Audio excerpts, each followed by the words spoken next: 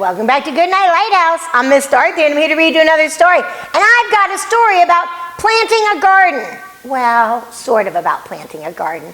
Because somebody wants to plant a garden, but where they live, there's snow everywhere. And this book is called The Magical Snow Garden. The Magical Snow Garden. This is about a little penguin who reads a book about planting a garden, and he decides he wants to plant one. And all the other penguins are like, you can't plant a garden here, there's nothing but snow. But he comes up with an idea, and something very special happens. And we need to get into this book and find out what it is. Are you ready to get inside this book with Miss Dorothy? Good. I need you to sit up and listen up, because here we go. The Magical Snow Garden, written by Tracey Corderoy, illustrated by Chapman. Far away, where snowflakes twinkled, lived a little penguin named Wellington. Wellington loved his snowy world, sliding down hills, digging for treasures, and sharing books with his very best friend. "Rosemary, look at this garden," he cried. "It's amazing. Let's grow one just like it." Wellington's reading a book about a garden, and he wants to grow one. "Percy," called Wellington, "I'm going to grow a garden." "Oh, Wellington," chuckled Percy, "that's impossible." "We don't grow things, we fish," Mabel said. His friends don't think he can grow a garden. I wanted to fly once," Ivan explained. "But penguins can't fly, and flowers can't grow in the snow. It's just too cold." "But Ivan," said Wellington, "how will we know unless we try?" His friends aren't very supportive, but Wellington really wants to try. Wellington's books all said the same thing. To grow flowers, he needed seeds. But there weren't any seeds in their snowy white world. Not one. There must be a way," Rosemary chirped as they shared a cookie. Wellington looked at the shiny blue wrapper. With a fold here and there, it was just like... "A tulip!" cried Wellington. "I can make a garden instead." He can't grow one, but maybe he can make one. So Wellington filled his biggest net with things to make his garden. Wrappers, buttons, pieces of Ivan's old clocks, and pearly white seashells that Rosemary had given him. For days, Wellington raced around, folding and twirling, glittering and gluing, digging and planting, until... ta-da! Now all of the wrappers were beautiful flowers, and the buttons were bright bumblebees. Clockwork trees dotted the hills, sprinkled with soft white snow. He made his own garden.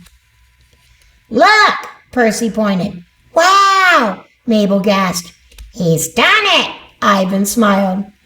"Wellington's made a magical snow garden," they cried. He did make a snow garden.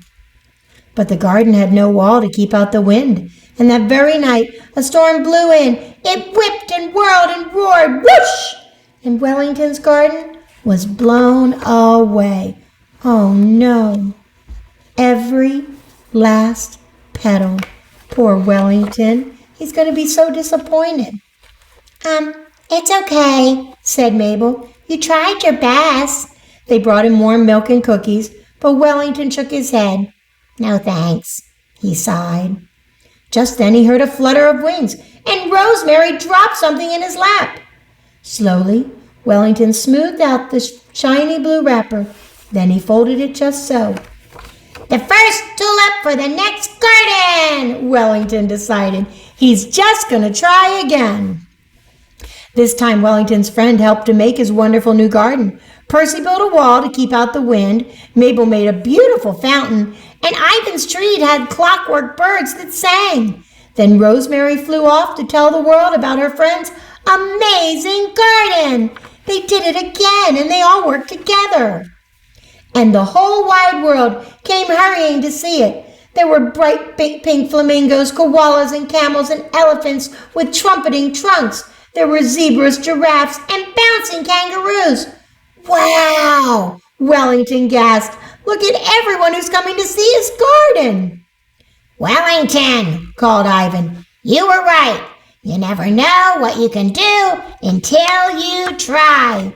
Hooray for Wellington! Everyone cheered, and his magical garden in the snow.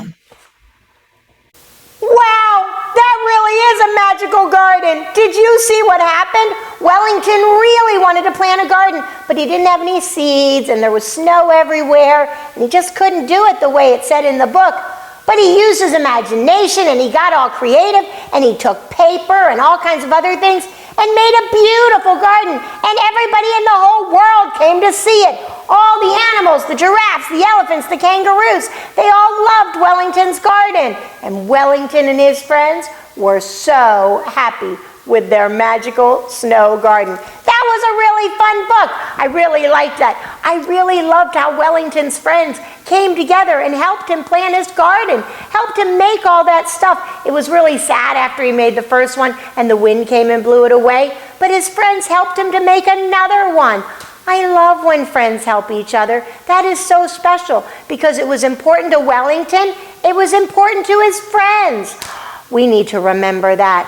If we have a friend and they want to do something that's really important to them and we don't think it's a great idea, it's okay. Help them anyway, because if it's important to them, it should be important to you because you're their friend.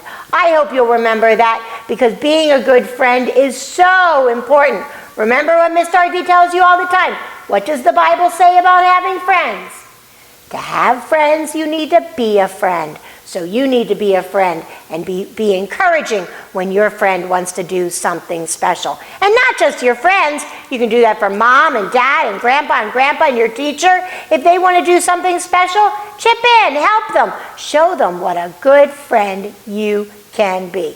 Oh, and when it comes to mom, dad, grandma, grandpa, and your teacher, there's a really good way to show them how good you can be.